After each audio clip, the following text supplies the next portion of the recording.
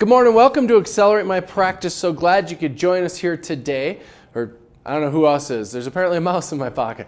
Join me here today. Today I want to talk about the concept of I'm just. I hear a lot of times as I travel around, people say, I'm just a hygienist. I'm just a stay-at-home mom. I'm just an office manager. I'm just a dentist. And it's a challenging thing psychologically to have that in our vernacular, and the reason being is it holds us back. Whenever we hang on to old stories with "I'm just," you're never going to be able to reach that potential of what it is you're destined to do, those bigger things in life. And so it's a challenge that we want to try and overcome. And some people try and overcome it with "I used to be," which is a little bit better, but still kind of the same thing as "I'm just." It's just now you're dating it in the past. And one of the articles I read that kind of prompted this, Shar sent me an article out of entrepreneur.com, I think it was, and it was a coach who was talking about in the past he had just been a coach and how long that held him back, because he thought people would continue to see him as just a coach and not some professional who had more to contribute in life. So I want to really examine how we hang on to our stories and how much that can hold us back and what the impact of that can be. Because I don't want to see people do that. My job, my goal, my passion is to help everybody achieve more with their lives. And one of my most near and dear stories to that I need to get an update on actually is a few years ago I had a client in Nebraska, and she was a single mom and wanted to go to dental school. She was a hygienist. And I mean, think of all the barriers there. You're a single mother, not much income. I mean, good income as a hygienist, but of course the minute you start dental school, no income unless you're working nights, and you probably can't do that while working dental school.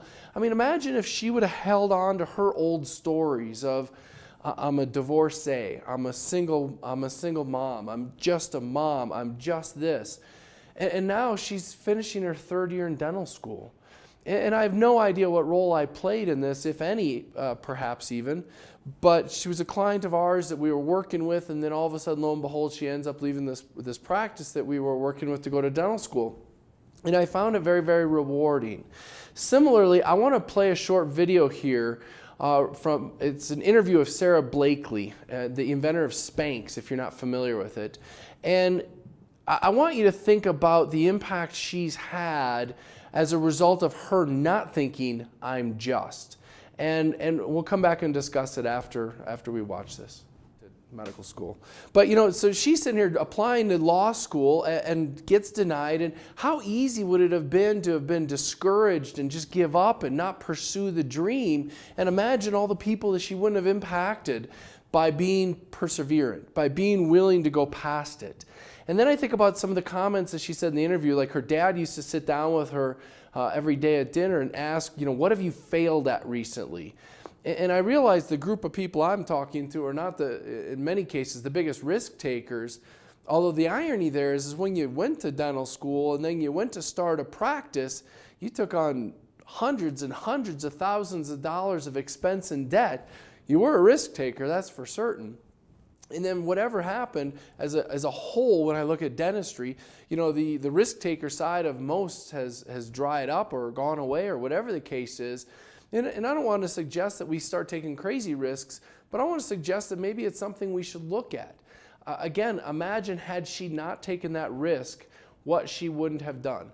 Imagine if you didn't go to dental school, how many people you wouldn't have impacted. And I'm not saying that these people wouldn't have gotten dentistry somewhere else, because most likely they would have, but what special care did you offer that someone else might not have? What special connection did you have with a patient that someone else might not have?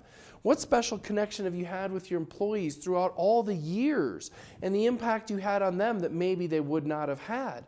How many people maybe left a different dental office, came to yours, and then had some sort of a massive impact of how amazing you were to them, how you treated them, that helped their confidence? There's so many things that take place that all play a role in all of this, that it's mind-blowing to me. And at times we don't look at it.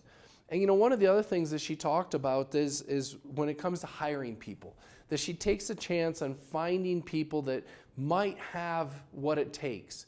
And I look at my team the same way. There's been a lot of people that I've hired that, I don't know, maybe someone else should have said I shouldn't have because of whatever circumstance, but I see some of these people and I don't know what it is. I see some raw talent, something in them that excites me about what they might be able to offer my clients, my team, myself, and what I can learn from each person.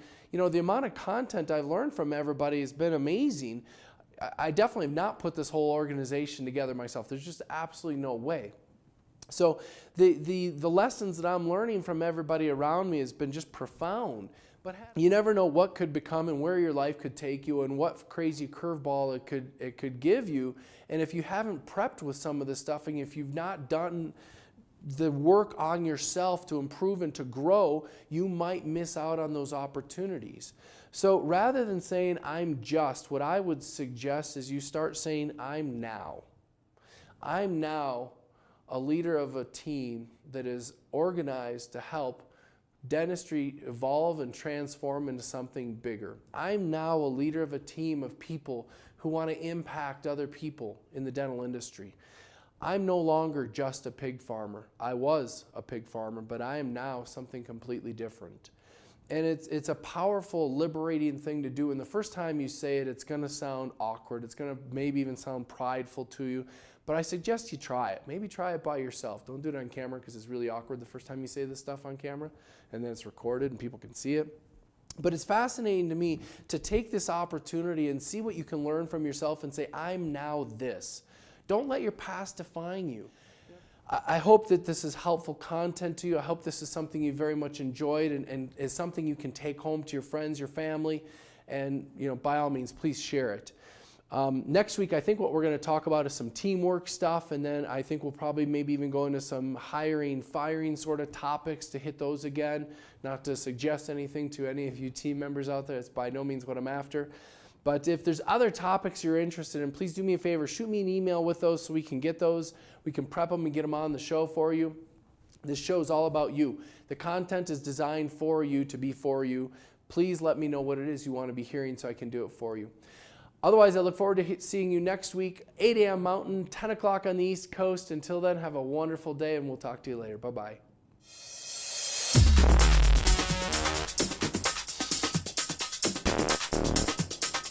What if you could have the practice of your dreams?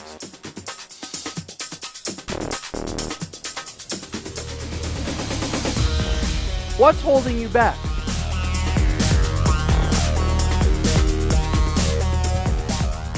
Imagine a life where you have everything you ever wanted.